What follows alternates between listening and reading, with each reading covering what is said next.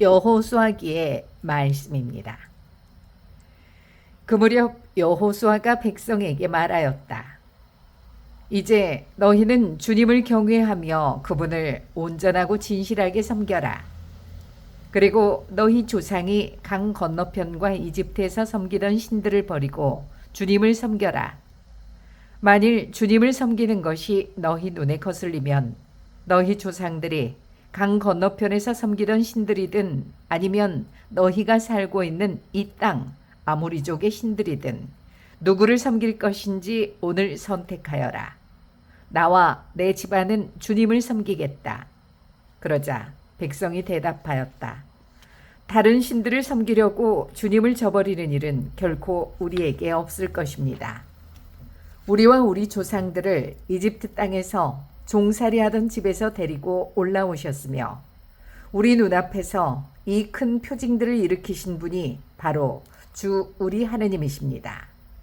그분께서는 우리가 걸어온 그 모든 길에서 또 우리가 지나온 그 모든 민족들 사이에서 우리를 지켜주셨습니다.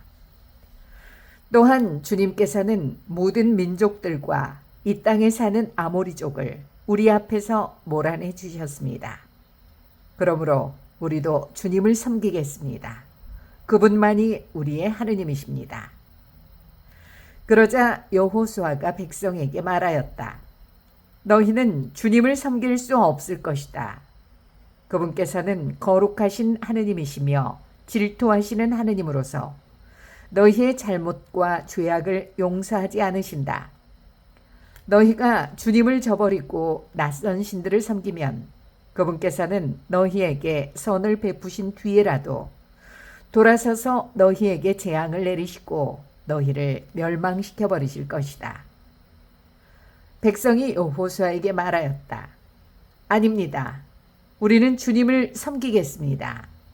여호수아가 백성에게 너희가 주님을 선택하고 그분을 섬기겠다고 한 그 말에 대한 증인은 바로 너희 자신이다 하고 말하자 그들이 우리가 증인입니다 하고 대답하였다.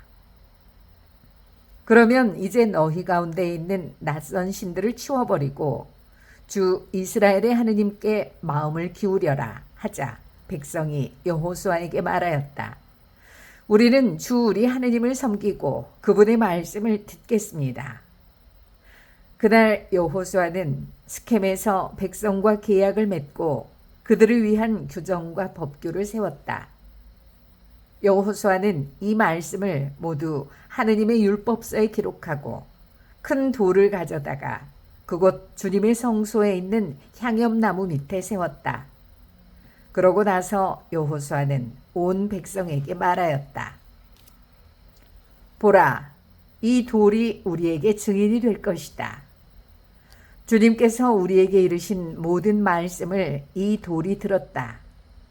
그래서 이것은 너희가 너희 하느님을 부정하지 못하게 하는 증인이 될 것이다. 여호수아는 백성을 저마다 상속 제산으로 받은 땅으로 돌려보냈다. 이런 일들이 있은 뒤에 주님의 종 눈의 아들 여호수아가 죽었다. 그의 나이는 110살이었다. 주님의 말씀입니다.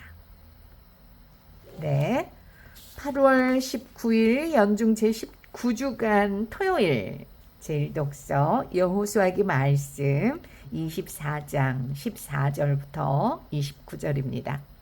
미리 읽는 매일 미사 이 채널은 전래에서 독서 봉독을 돕기 위한 채널입니다.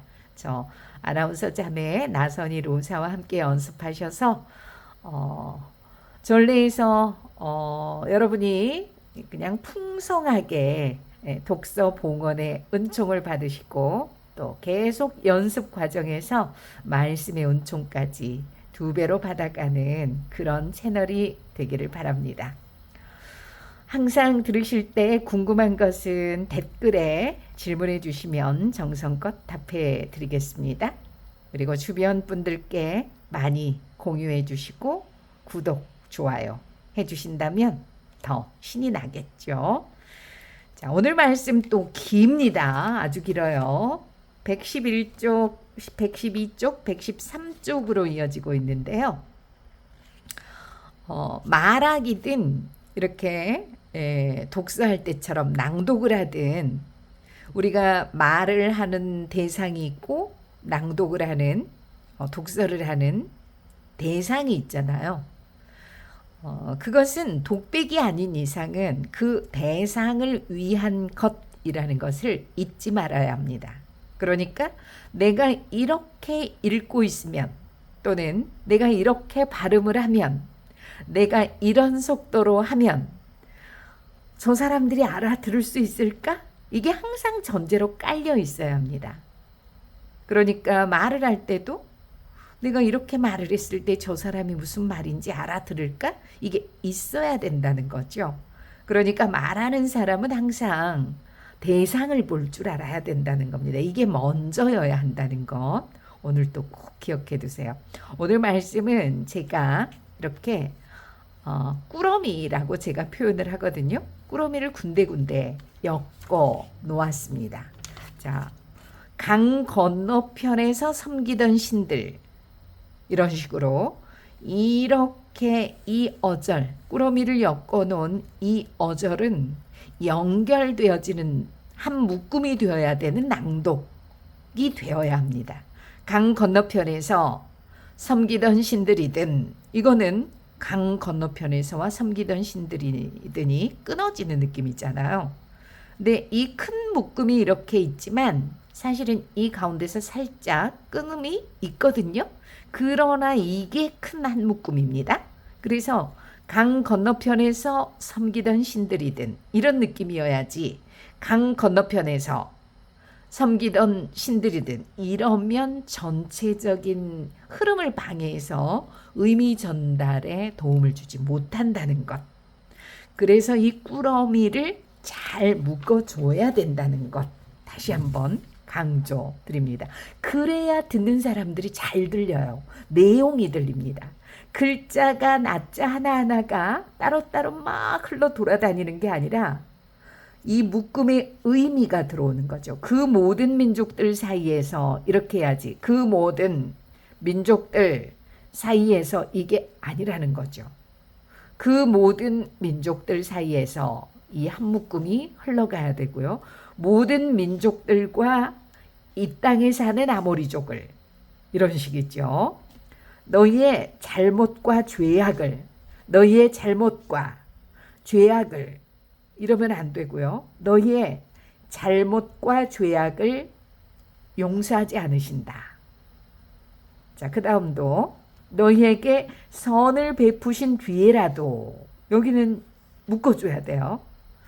돌아서서 너희에게 재앙을, 이게 아니라 이게 큰 한 묶음입니다. 돌아서서 너희에게 재앙을 내리시고, 이게 한 묶음이어야 이 한 문장이 큰 묶음들로 덩어리 지어서 전달이 되기 때문에 내용이 들어오는 낭독을 할 수 있다는 것. 이거 생각하시면서 앞 낭독 부분을 플레이 시켜놓고 같이 따라하거나 플레이 시켜놓고 여러분이 매일 미사책을 보고 있으면 훨씬 그 의미를 파악하실 수 있을 겁니다. 이 모든 것들은 대상을 위한 것입니다. 듣는 사람을 위한 것. 잊지 마세요. 오늘도 평화를 빕니다.